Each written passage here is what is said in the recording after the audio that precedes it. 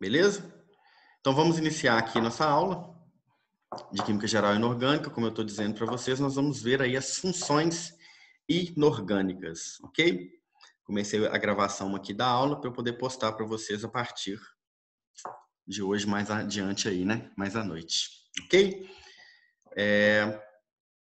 Vejam se vocês estão vendo aí os slides, tá? Beleza? Disponível para vocês aí? Sim. Sim? Bom, nosso conteúdo de hoje são as funções inorgânicas, né? O estudo das funções inorgânicas, ácidos, bases, sais e óxidos. Nós teremos aí uma abordagem conceitual, classificação e principalmente a questão da nomenclatura, ok? Como eu disse, nós vamos estudar a nomenclatura que eu disponibilizei um resumo para vocês, um vídeo que vai ajudar vocês bastante aí na fixação dessas regras. São muitas regras e funções inorgânicas, né, na verdade, é uma disciplina de ensino médio. Essa parte, principalmente, que a gente vai ver é um nivelamento. Vocês, teoricamente, já sabem isso, já estudaram isso com certeza, né, no ensino médio. E o objetivo é vocês relembrarem isso aqui, até porque isso vai acompanhar vocês durante os cursos, ok? Então, primeira situação aí, para a gente identificar principalmente um ácido, é o estudo da teoria de Arrhenius. Eletrólitos e não eletrólitos. O que acontece com uma substância quando nós a colocamos em água, quando nós a dissolvemos em água? As substâncias cujas soluções apresentam íons, ou seja, aquela substância que eu coloco em água e ela ioniza, por exemplo, NaCl, cloreto de sódio. Quando eu coloco em água, acompanha comigo aqui embaixo, ó. Quando eu coloco em água, ele se separa em Na+ e Cl-, né? Íon sódio e íon cloreto, ânion e cátion. Então eu tenho cargas elétricas formadas. Isso eu chamo de eletrólito. Substâncias cujas soluções aquosas apresentam íons livres. Elas vão conduzir eletricidade. Então elas são chamadas de eletrólitos. Os eletrólitos podem ser ácidos, podem ser bases, podem ser sais, como a gente vai ver aí. O objetivo é a gente identificar, né, se a substância ela forma, né, um eletrólito ou não, se ela solubiliza em água, distribuindo íons na solução ou não. Então, como eu faço isso? De maneira prática, é só eu fazer esse experimento. Ó. Quando eu tenho um eletrólito, eu peguei uma bateria. Essa bateria, se eu ligasse os dois polos nos dois polos da lâmpada, a lâmpada acenderia. Mas eu ligo em um polo só e o outro polo eu passo, olha só, dentro de uma solução. Se essa solução conduzir eletricidade, estão vendo aqui, esse eletrodo vai conduzir eletricidade através da água, vai gerar uma corrente elétrica na água, né, na solução, não é água, né, é uma solução, até o outro eletrodo, que vai continuar a sequência de transmissão de corrente elétrica até eu acender a lâmpada. Se isso acontecer, eu tenho um eletrólito. Se isso não acontecer, eu tenho um não eletrólito. Compreenderam? Entenderam como funciona? Sim. Por isso existe esse grande risco de aparelhos eletrônicos, até mesmo de raios em piscinas, né? A condução da corrente elétrica através da água. A água, necessariamente a água pura destilada, não é uma boa condutora de eletricidade. Mas nós temos na água sais de cloro. Se a água é tratada, ela tem cloreto adicionado, né? Ela tem flúor. E se ela é uma água natural, ela tem os íons que estão dispersos nela, provenientes do solo, provenientes da natureza. Então, existe a condução da corrente elétrica na água com eletrólitos, ok? Aqui, por exemplo, ó, eu tenho NaCl, HCl em água, que são eletrólitos, e eu tenho açúcar em água, que é C6H12O6. É uma molécula que não forma eletrólitos, né? A teoria de Arrhenius mostra exatamente isso, ó. A corrente elétrica ela vai ser transmitida através dos íons que estão livres, soltos. Se eu tenho elétrons, eu tenho corrente elétrica, eu vou ter eletricidade. Eu tenho íons aqui, eu tenho íons querendo doar e receber elétrons, né? Então, essa transposição, esse movimento de elétrons é o que a gente chama de corrente elétrica. Então, se eu tenho isso acontecendo aqui dentro, eu vou ter condução. Se eu não tenho, eu não vou ter condução. Isso que diz a teoria de Arrhenius, tá? Eletrólitos e não eletrólitos, ok? Vocês vão ver aí que o NaCl puro, o sal de cozinha puro, ele não vai transmitir eletricidade, não é um condutor. Agora, em água, já é um condutor. Por quê? Porque a água vai ionizar o NaCl. Eu tenho NaCl puro e do outro lado eu tenho água pura. Se eu misturar os dois, eu vou ter NaCl em água dissociado, ionizado em Na+, e Cl-. Vou ter a geração de corrente elétrica. Condução da eletricidade. Consequentemente, essa lâmpada vai ligar, né? Ó, a dissociação é a separação dos íons de um retículo cristalino, como acontece com o cloreto de sódio, né? Quando ocorre dissolução de um composto iônico em água. O NaCl, de acordo com o que a gente viu, é uma ligação de um metal com uma metal. É um composto iônico? Sim ou não? Sim, né? Metal com a metal, ligação iônica, composto iônico, retículo cristalino. O que acontece? Esse Szinho aqui, pessoal, quer dizer sólido. Então, cloreto de sódio sólido em água. Eu vou ter, inicialmente, o cloreto de sódio aquoso, adicionado em água, em solução, que vai formar, vai se separar, se dissociar, separação de íons em Na mais aquoso e Cl menos aquoso. Estão vendo aqui? Aí eu vou ter a liberação dos íons, por isso eu vou ter aqueles íons livres que são capazes de conduzir a corrente elétrica. Beleza? Processo de dissociação, né? Aqui a gente tem eletrólitos e não eletrólitos. E aqui o processo de dissociação, tá? É assim que acontece.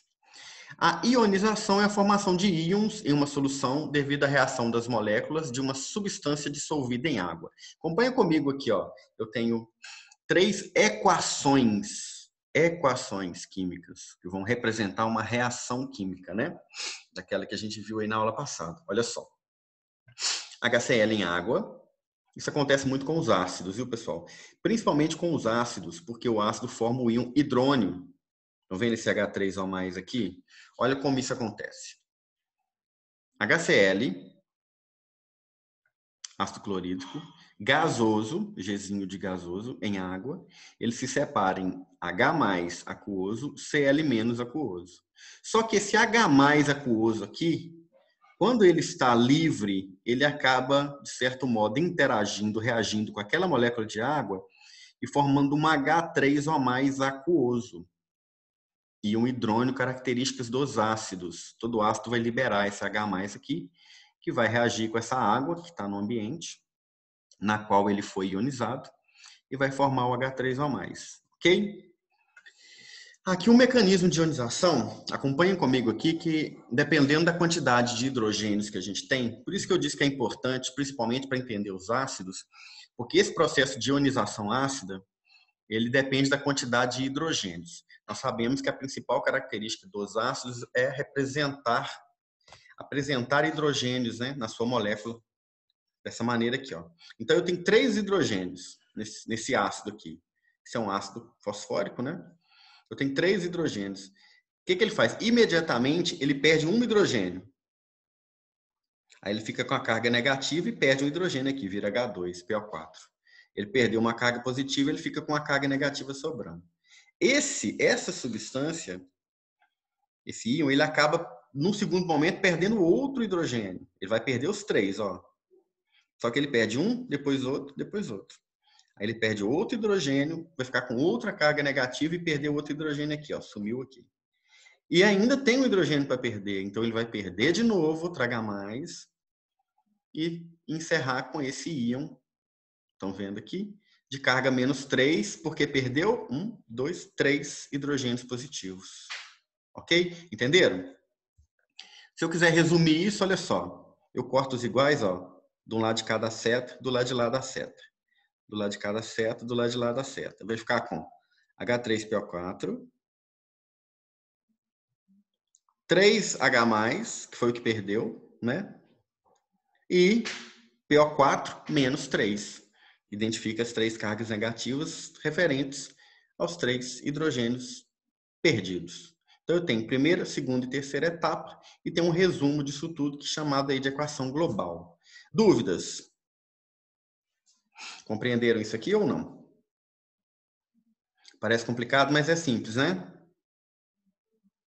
Beleza? Então, vamos lá. Bom, então vamos aos ácidos. Agora que a gente já viu essa teoria de Arrhenius, né? É importante para a gente iniciar aqui o estudo dos ácidos, ó. Ácido é toda substância que, em solução aquosa, se ioniza, produzindo exclusivamente o cátion H+, ou H3O+. H+, ou hidrônio.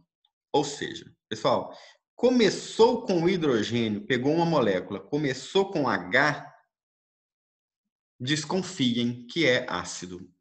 Por que desconfiem? Porque eu tenho H2O que começa com H e é água. Tenho H2O2 que começa com H e água oxigenada, peróxido de hidrogênio, né? Mas o restante é ácido. E esse ácido vai liberar na água, vai ionizar na água e vai liberar aquele hidrogênio. Estão vendo aqui? HCl vai liberar o H+ na água. H2SO4 vai liberar 2Hs na água. Por aí vai. Vamos ver isso mais adiante aqui. Então, principalmente para a questão da nomenclatura, a gente precisa entender a divisão dos ácidos em duas classes diferentes. Primeiro, presença de oxigênio, oxiácido. Ausência, hidrácido. Então, vamos lá. Olha só. Quanto à presença de oxigênio, os hidrácidos, eles não têm hidrogênio na molécula. Olha só. HI, HBr, HCN. Todos começam com H. São ácidos. Mas nem todos possuem oxigênio, estão vendo? Os que não possuem oxigênio na molécula, eu chamo de hidrácido. Os que possuem oxigênio na molécula, como H2SO3, H2SO4, eu chamo de oxiácido. Os oxiácidos são ácidos com oxigênio, os hidrácidos são ácidos sem oxigênio. Ok? Olha só. HI, HBr, HCN, H2CO3, H2SO4. Tá? Vamos ver a nomenclatura disso daqui a pouco. Temos também aqui quanto ao número de elementos químicos. Binário, 2 elementos, HI, por exemplo. Ternário, 3 elementos, ó, HCl e O. Quaternário, 4 elementos, ó, H, né, hidrogênio, ferro, carbono e nitrogênio. 2, 3 e 4. Okay? O mínimo é 2, né? Eu preciso de ter o mínimo hidrogênio com outro átomo, outro elemento químico. Beleza?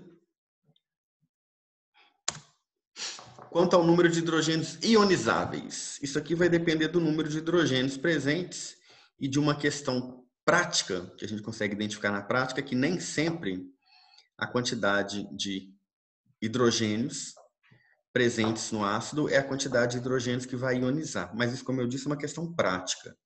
Tem como você olhar para o ácido e saber isso, né? Eu poderia, resumidamente, grosseiramente, dizer que tem um hidrogênio, é monoácido. Tem 2 hidrogênios, diácido. Tem 3 hidrogênios, triácido. 4 hidrogênios, tetrácido. Não funciona sempre assim, que eu tenho alguns ácidos, ó, como vocês estão vendo aqui, H3PO2, H3PO3, que não ionizam todos. Um hidrogênio acaba não ionizando. Mas, como eu disse, é uma questão prática. São exceções à regra, né?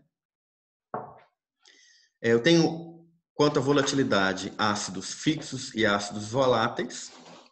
Aqueles que não são dispersos no ambiente aí, né? Que são os fixos, e os voláteis são os hidrácidos. Então, os oxiácidos são fixos, como ácido sulfúrico, ácido fosfórico, e os voláteis são hidrácidos como HCl, HF, e eu tenho aqui uma exceçãozinha à regra, né? Para a gente não perder o costume. Quanto ao grau de ionização, pessoal, quanto mais um ácido ioniza, quanto mais hidrogênios ele solta, mais forte ele é. Mais ele é ácido, né? O pH é menor, existe um grande poder cáustico, né? De causar queimaduras e de reagir, né? Com bases, como a gente vai ver. Aqueles que têm ionização maior que 50% são fortes. Entre 5% e 50% são moderados. E abaixo disso são fracos. Ok? Quais são os ácidos aí que a gente pega de exemplo? Ó, hidrácidos, quanto à força? O HF, que é o fluorídrico, é moderado. Clorídrico, bromídrico e iodídrico é forte. E todos os demais são fracos. Regra de classificação de força dos hidrácidos. Agora, os oxiácidos, eu tenho que fazer uma regrinha. Ó. X é a quantidade de hidrogênio. Y é a quantidade de oxigênio. Eu vou ter que subtrair a quantidade de oxigênio da quantidade de hidrogênio. Se der 3, é muito forte. Se der 2, é forte. Se der 1, é moderado. Se der 0, é fraco. Por exemplo, H2CO3. 3 oxigênios menos 2 hidrogênios. 1. Né? 3 oxigênios menos 2 hidrogênios. Seria 1, moderado. Só que aqui a gente tem uma exceção, né? Porque ele é fraco porque ele se decompõe. É, inclusive, o ácido carbônico que é utilizado aí para gaseificar refrigerantes, champanhe, né? Mas, de maneira geral, H2SO4. Um exemplo que a gente tem aqui, ó.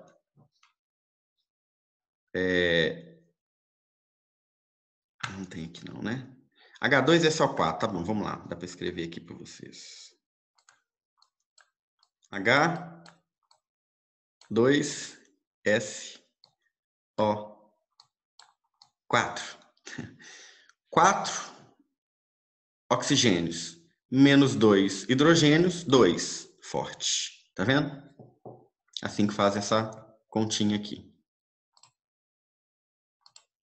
Ok?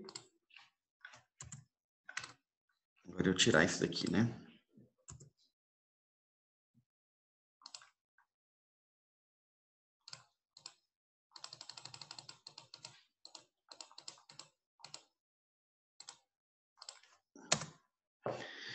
Então vamos à nomenclatura dos ácidos aqui. Todos os hidrácidos são formados, o nome, né, é formado assim. Eu começo com ácido, todo ácido, o nome começa com ácido. Nome do elemento químico, mas hídrico. Vamos lá. Ácido fluorhídrico, ácido clorídrico, ácido bromídrico, ácido iodídrico, aqui uma duplinha aqui de C com N, carbono com nitrogênio, que é chamado cianeto, né? Vem de ácido cianídrico, e o H2S, que é enxofre, que é sulfídrico. Então, é uma maneira mais fácil. Ácido, nome do elemento, e hídrico. Todos os hidrácidos têm a nomenclatura formada assim. Oxiácidos. Nome do elemento mais ico. Aí a gente vai ver que aqui nós vamos ter a família 7A, que forma 4 ácidos diferentes. Eu tenho NOx, número de oxidação diferente. Então, eu vou ter que observar a quantidade de oxigênios, hidrogênios que estão presentes aqui. Então, eu vou ter, olha só, eu posso ter tanto o ico quanto oso. Então, aqui, como eu tenho mais de um NOx, eu posso ter tanto o ico quanto o oso. Isso vai depender muito do que a gente tem de hidrogênio e de oxigênio presente ali. Por exemplo, ó, eu vou aumentando ou diminuindo aqui, né, a quantidade de hidrogênios. E aí eu vou ter todos começam com ácido, né? Ico, oso e hipooso. Vamos a um exemplo aqui para ficar mais fácil vocês entenderem.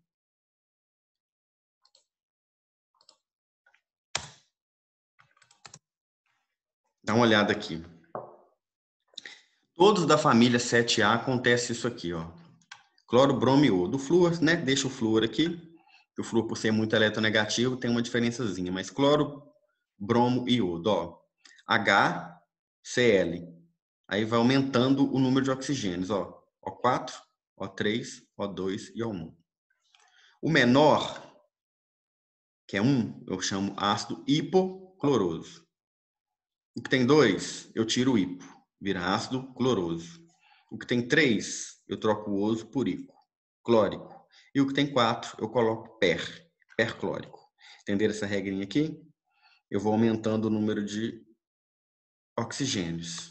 Entenderam essa nomenclatura? Entenderam? Se eu tenho só 2, por exemplo, enxofre. Enxofre é H2SO4, H2SO3. O maior, que é O4, é ico.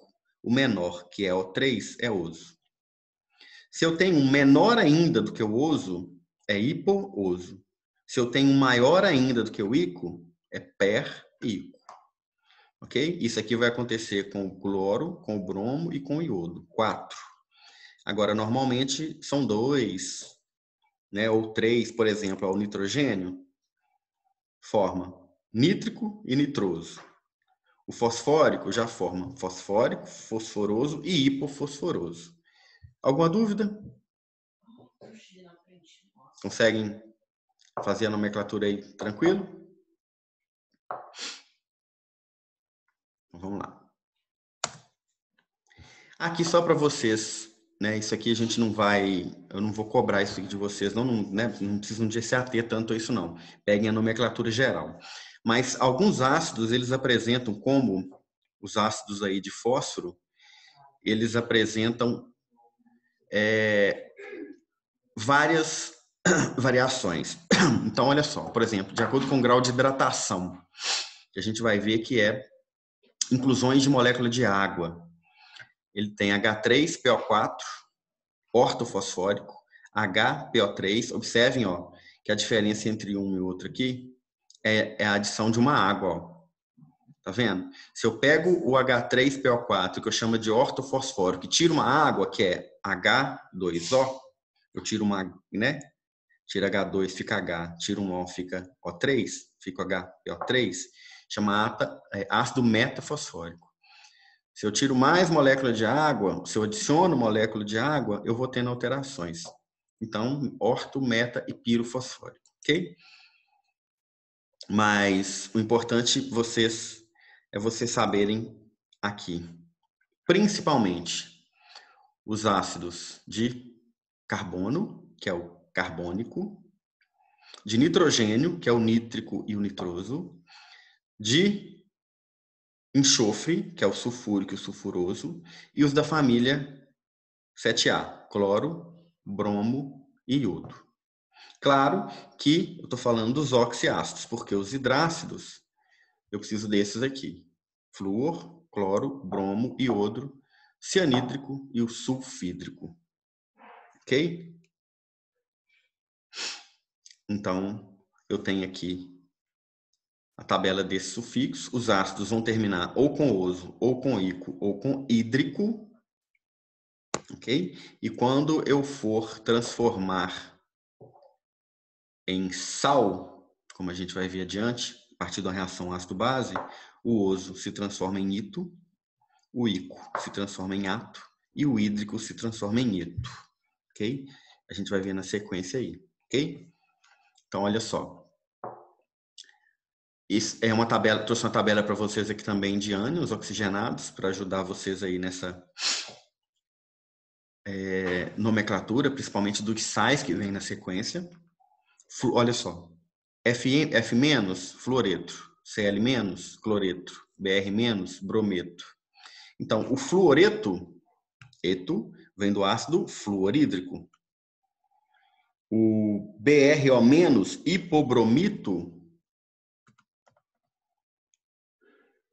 hipobromito vem do hipobromoso. Estão vendo? Com o nome do ácido, você chega no nome do sal. Com o nome do sal, você chega no nome do ácido precursor, ok? Aqui os de carbono, aqui os de nitrogênio, ok? Isso é um resumo para vocês aí, para vocês estudarem. Fósforo e enxofre. Então, nós temos halogênios, 7A, carbono, nitrogênio, fósforo e enxofre. Como aqueles que eu passei para vocês lá. Pessoal, uma pergunta, olha só. O sulfeto é -2. Quantos hidrogênios ele precisa para formar um ácido?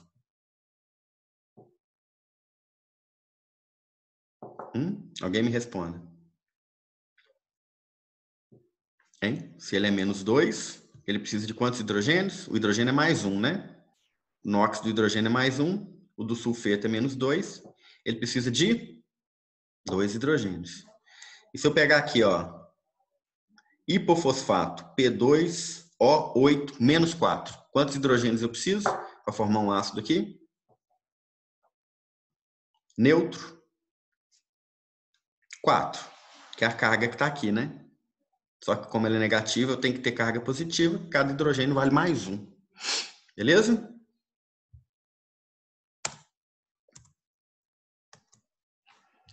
Bom, tem alguns ácidos especiais, como ácido sulfúrico, ácido tiosulfúrico. São oxiácidos em que um átomo de oxigênio é substituído por um de enxofre. Né? Aqui, por exemplo, H2SO4. Se você retirar do ácido sulfúrico, você vai ter o tiosulfúrico aqui, ó. Ok? Então, eu tirei um oxigênio que está aqui, que seria um ácido sulfúrico, que é um ácido trivial. E aí eu tenho um tioácido, que é a retirada de um oxigênio, substituindo por um enxofre. Chama tiosulfúrico. Ok? Alguma dúvida até aqui? Porque aí na nossa próxima aula aqui na sequência, né, daqui a uns 5 minutinhos aí, se não me engano, nós vamos entrar em bases e aí vamos ver a formação dos sais e os óxidos. Alguma dúvida? Por enquanto, tá tranquilo? Joia? Então, até daqui a pouquinho para vocês.